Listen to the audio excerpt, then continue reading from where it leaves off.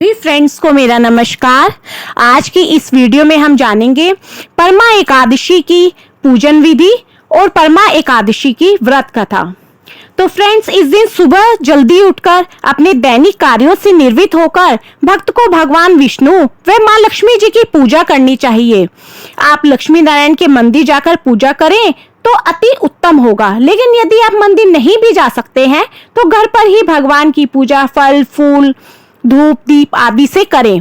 इसके बाद पूरे दिन उपवास करें। शाम के समय भगवान विष्णु व लक्ष्मी जी के निमित्त पकवान बनाकर भोग लगाएं और उसे प्रसाद के रूप में स्वयं भी ग्रहण करें। परमा एकादशी व्रत को शास्त्रों में विशेष बताया गया है।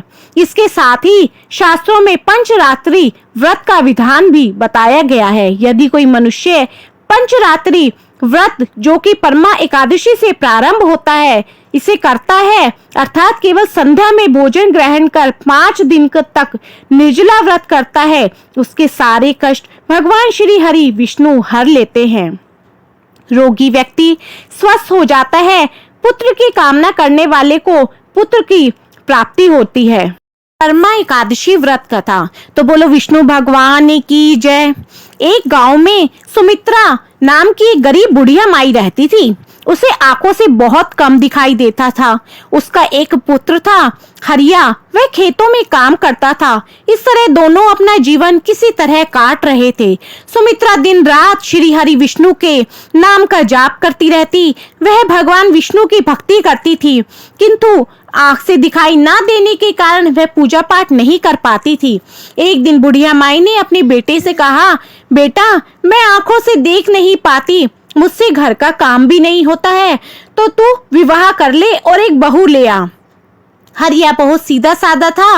उसने विवाह के लिए हाँ कर दी। कुछ ही दिनों में सुमित्रा के घर बहू आ गई। सुमित्रा बहुत खुश थी। नई बहू घर का सारा काम कर लेती थी। सुमित्रा दिन रात भगवान श्री विष्णु के नाम का जाप करती रहती थी, लेकिन धीरे धीरे बहू को अपनी सास बुरी लगने लगी। वह सुमित्रा को रूखा सूखा बचा खाना देती थी। कुछ भी कहने पर लड़ने के लिए तैयार हो जाती थी। कुछ ही दिनों में सुमित्रा बहुत परेशान हो गई। हरिया को इसके बारे में कुछ भी नहीं पता था। एक दिन बहू ने सुमित्रा से कहा, माँ जी आप तो भगवान का दिन रात जाप करती रहती है, यह मंदिर में जाकर क्यों नहीं करती? आपको बहुत अधिक पुण्य मिलेगा। यह सुनकर सुमित्रा ने कहा, बेटी मैं अंधी मंदिर में कैसे जाऊं? बहू ने जवाब दिया कि आप चिंता ना करो माँ जी, मैं आपको मंदिर ले चलती हूँ। सुमित्रा बहुत खुश हो गई। बहू सुमित्रा को एक दूर के मंदिर में ले जाती है और कहती है, माँ जी आप यहाँ जाप कीजिए, मैं शाम को आपको ले जाऊंगी। सुमित्रा वहीं जाप करने बैठ जाती है। बहू वापस आ जाती है।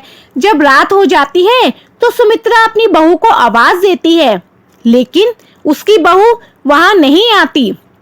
सुमित्रा समझ जाती है कि उसकी बहू ने उसके साथ छल किया है। वह भूखी प्यासी उसी मंदिर में श्री हरि विष्णु का नाम जाप करती रहती है। इधर हरिया जब अपनी माँ के बारे में पूछता है तो उसकी पत्नी कहती है कि कई साधु आए थे, माँ जी उनके साथ तीर्थ यात्रा पर चली गई, 1 महीने बाद आएंगी। इधर सुमित्रा को 5 दिन हो जाते हैं। भूख प्यास से उसे कुछ दिखाई नहीं देता, इस कारण वह कहीं जा भी नहीं सकती थी। 5वें दिन रात के समय जब उसकी चेतना जाने लगी तो उसने कहा, हे श्री हरि विष्णु मेरे जितने भी पुण्य कर्म हैं उनका फल मेरी बहू को दे देना, क्योंकि उसकी कारण ही मैं आपके चरणों में प्राण त्याग रही हूँ। तभी उसे तेज प्रकाश का आभास होता है। जब वह देखती है तो श्री हरि विष्णु स्वयं उसके सामने खड़े हो जाते हैं। सुमित्रा उनके पैरों में गिर जाती है। तब विष्णु भगवान कहते हैं, आज से ठीक 5 दिन पहले परमा एकादशी थी, तब से तुम मेरा निर्जला व्रत कर रही हो। इस तरह तुमने न केवल परमा एकादशी का व्रत किया बल्कि पंचरात्रि का व्रत भी पूरा किया। मांगो, क्या मांगती हो? सुमित्रा ने कहा, प्रभु मेरे पुण्य का फल मेरे बेटे बहू को मिल जाए और मुझे आपके चरणों में स्थान मिल जाए, यही कामना है। भगवान जी तथास्तु कहकर अंतर ध्यान हो गए। तभी बुढ़िया माई ने देखा उसकी आंखें ठीक हो गई। सामने उसके बेटे बहू खड़े थे। बहू ने कहा, माँ जी मुझे माफ कर दीजिए, मैंने सपने में देखा आप मुझ जैसी पापी को अपने पुण्य कर्म दे रही हो। मैंने ये सपना इन्हें बताया और इनसे माफी मांगी, साथ ही इन्हें लेकर यहाँ आ गई। आप मुझे माफ कर दीजिए और घर चलिए। हरिया भी बोला, माँ आपको पता है मैं कब से आपको ढूंढ रहा हूँ, आप घर चलिए, आप कहेंगी तो मैं इसे भी छोड़ दूंगा।